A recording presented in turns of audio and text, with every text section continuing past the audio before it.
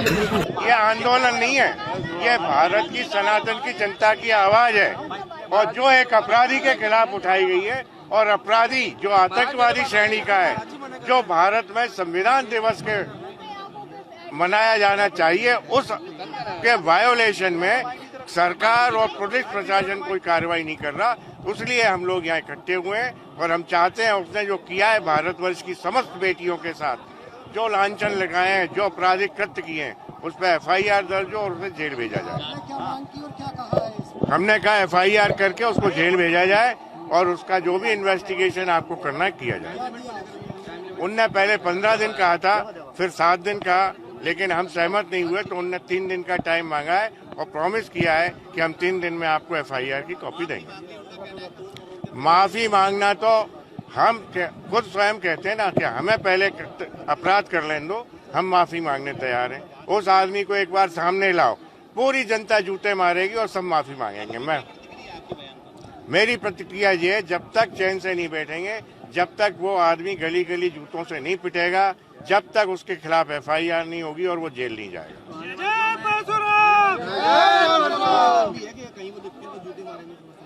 बिल्कुल मारेंगे, कोई नहीं छोड़ेगा। मुंह काला करेंगे, जुलूस निकालेंगे, उस पर तो इनामें चल रही हैं और हमारे जो सनातनी हैं वो उस इनाम पाने के लिए बहुत आतुर हैं। अभी उसका इनाम 2.5 लाख से ऊपर पहुंच गया है। सवर्ण समाज की ओर से ज्ञापन दिया गया है जिसमें कि उनके द्वारा FIR करने की मांग की गई है। सभी समाज के जिम्मेदार पदाधिकारियों से चर्चा की गई, उनको अवगत कराया गया, इसका परीक्षण करके नियमानुसार जो भी वैधानिक कार्रवाई होगी वो समय अवधि में। वहाँ के मिनरल्स का इतना गंदा तरीके से उपयोग होगा। लद्दाख कैसी जगह है आप भी जानते हैं सर, और अब इतनी बुरी स्थिति हो गई है कि वहाँ पे प्रोटेस्ट करने वाले लोगों को आप अंदर डाल देते हैं। सोनम वांगचुक का कई दिनों तक पता ही नहीं था कि वो कहाँ है, क्या कर रहे हैं। BLO भी मर रहे हैं। वोट चोरी को लेकर राहुल गांधी और 272 पूर्व जजों ने भी आरोप लगाया राहुल गांधी पे। लगता है इस पर संज्ञान लेंगे सूर्यकांत जी? मुझे उम्मीद तो है कि लेना चाहिए, क्योंकि भाई देखिए सुप्रीम कोर्ट के खिलाफ में हम लोग ज़्यादा इसलिए कुछ नहीं बोल सकते क्योंकि कई डिसीजन ऐसे हैं जो फेवर में लिए गए हैं। तो हम लोगों को ऐसा लगता है कि डेमोक्रेसी का बचाए रखना, न्यायपालिका ने जो चीज़ें की हैं वो कहीं ना कहीं बची हुई हैं, है ना। पर क्या हम लोग इन सब चीज़ों के चलते जो अगेंस्ट में चीज़ें हुई हैं उसको भूल जाएं?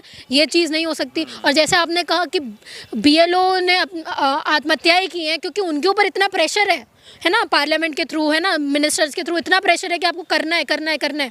और वो 272 लोग, उनमें भी कई लोग जज निकले हैं। तो अब आप क्या उम्मीद करोगे जजों से? तो मैं क्या ही उम्मीद करोगे? तो मेरे को तो लग रहा है कि अगर आप इतने जस्टिस देने वाले हैं तो सबसे पहले आते ही साथ आपको ये सारी चीज़ें करनी चाहिए कि वोट चोरी के ऊपर जो भी एलिगेशंस लगे हैं तो आपको ECI को कटघरे में खड़ा करना चाहिए, जैसे इलेक्टोरल बॉन्ड्स के टाइम में आपने खड़ा किया था कि आपको सारे जितने भी इलेक्टोरल बॉन्ड्स हैं आपने जो साइन किया हमारे न्यायपालिका में आप दीजिए, उसका डेटा आप प्रोवाइड करिए बाहर। और उसके बाद चंडीगढ़ इलेक्शन में जो चीज़ें हुई थी, जो घपला हुआ था, उसमें भी सुप्रीम कोर्ट की तरफ से बहुत अच्छा फैसला आया था। तो वो जो चीज़ें की है आपने, आपको वो लेगेसी आगे लेके चलनी चाहिए। वैसे ही आपको वोट चोरी के मुद्दे पे भी आपको बोलना चाहिए। ठीक है, अब एक सवाल यहाँ पे, क्योंकि जजों की बात हो रही है, सुप्रीम कोर्ट की बात हो रही है, अभी आरबी गवई के साथ हम लोगों ने देखा कि उनके फेस पर जो है जूते फेंक दिया गया और वो दलित से आते हैं, कहा कि लोग अपमान है और उस पर कोई कार्रवाई नहीं हुई। क्या अब कोई वकील अगर इस तरीके का हरकत करता है या तमाशा करता है तो क्या CJI सूर्यकांत साहब एक्शन लेंगे, जेल में डलवाएंगे? देखिए मैं आपको एक और बात बता देती हूँ, बहुत सारे फैक्ट है इसमें। क्या गवई जी का एक्शन ना लेना ये किस चीज़ के ऊपर इंडिकेट करता है कि क्या वो CJI होने के बावजूद अपने लिए स्टैंड नहीं कर सकते? क्योंकि मुझे लगता है कि आप ऐसी पोजीशन में बैठे हैं जो इक्विवेलेंट है PM की पोस्ट के, है ना। CJI होना मानवता दिखाया हाँ, तो क्या आपकी उस वक्त मानवता दिखाना ज़रूरी था? मैं वही पूछ रही हूँ, क्योंकि आप ऐसी कम्युनिटी से बिलोंग करते हैं जो ऑलरेडी डिप्रेस रही है सालों साल, और ऊपर से सिर्फ दलित कम्युनिटी से बिलोंग नहीं करते, आप बुद्धिस्ट भी हैं जो माइनॉरिटी कम्युनिटी भी है एक। तो क्या आपका बड़ा दिल दिखाना ये लोगों के मन मस्तिष्क में नहीं डालता कि हम लोग दलितों के साथ कितना भी उत्पीड़न कर ले? गाँव देहातों में जो हो रहा है, शहरों में हो रहा है, कोई कुछ नहीं बोलेगा क्योंकि CJI ने भी कुछ नहीं बोला। तो मेरे ख्याल से उस वक्त एक्शन लेना चाहिए था और वो ज़रूरी था, क्योंकि वो पोस्ट का अपमान था, किसी एक पर्टिकुलर इंसान का अपमान नहीं था, है ना। तो ये सारी चीज़ें, और BR गवई जी के ऊपर जूता फेंकना अपने आप में ये चीज़ दर्शाता है कि लोगों का मन मस्तिष्क कैसा है कि वहाँ पे भी आप डिस्क्रिमिनेशन कर रहे हो।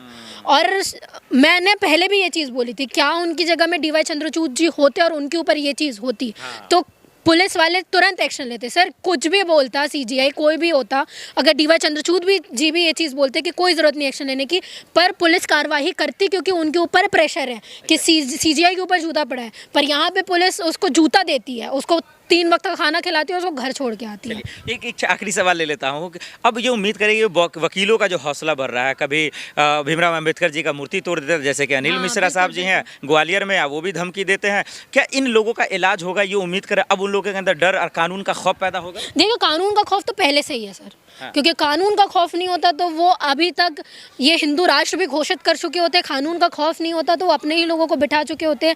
BR गवई जी बनते नहीं सीजीआई, है ना। और जैसे ग्वालियर में हुआ मूर्ति का, वो मूर्ति राम की लगा देते जैसे उन्होंने बोला था, पर मजबूरी है क्योंकि संविधान है। और अनिल मिश्रा ने उनको गंदा भी कहा। हाँ, और हाँ शर्मनाक बात देखिए क्या है ना, आप पूरी तरीके से सब कुछ नहीं कर सकते क्योंकि इनडायरेक्टली आप सपोर्ट तो दिखा रहे हो क्योंकि अनिल मिश्रा इतना कुछ बोल रहे हैं और BR अम्बेडकर जी तो निर्माता है भारत के संविधान के, पर आप उनके अगेंस्ट में कोई कार्रवाई नहीं कर रहे हो, तो ये तो अपने आप में दर्शाता है कि आप फेवर कर रहे हो। पर उनके ऊपर उनके अगेंस्ट में इतने सारी रैलीज हो चुकी है, इतना सब कुछ हो चुका है कि आप ये मजबूरी बनती है कि आपको पुलिस स्टेशन में उनको बुलाना पड़ता है। तो ये कहीं ना कहीं मैंने आपको कहा ना कि डॉक्टर अंबेडकर ने ऐसे ही संविधान नहीं लिखा है, उनको पता था ये आके आने वाले टाइम में ऐसी चीज़ें होने वाली है। और मैं सूर्यकांत जी से ये एक्सपेक्टेशंस लगा के बैठी हूँ अभी भी कि इन सब मुद्दों में आपको खुल के आना चाहिए क्योंकि एक्सपेक्टेशंस आपसे ही हैं, क्योंकि हम लोगों को लेजिस्लेटिव एग्जीक्यूटिव मीडिया वगैरह से तो एक्सपेक्टेशंस है नहीं। आप लोगों जो सोशल मीडिया वाले मुद्दे उठाते हैं, वरना आपने देखा हुआ है कि मेन स्ट्रीम मीडिया गोदी मीडिया कैसे हाल कर रही हैं। तो सूर्यकांत जी के ऊपर हमारी नज़रें बनी बैठी हैं, वो नहीं करते हैं तो ऑपोजिशन हम करते रहेंगे जैसे अभी तक करते आए हैं। अगर वो करते हैं तो देश के हित में काम करेंगे, तो हमारे साधुवाद हमारे सम्मान आपके साथ में हमेशा बना रहेगा। बहुत शुक्रिया। Thank you.